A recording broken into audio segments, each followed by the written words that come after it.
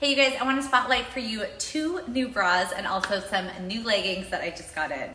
First, I want to show you the spring green Monarch bra. This is a brand new design. Let me show you what it looks like.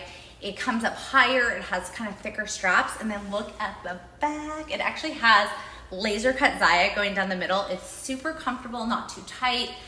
Does cut in a little bit here. Love the color, and it's just super comfortable.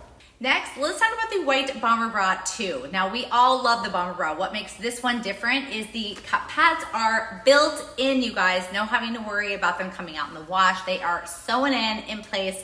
Same great design, crochet in the back. Love this bra. This is a must-have.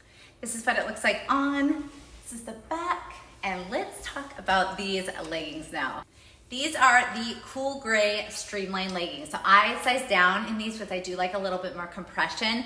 They have no top band here, so they lay nice and flat. They're super stretchy and so comfortable. I'm wearing a size 2 in the leggings, which is a size down, and I went my true to size medium in both bras.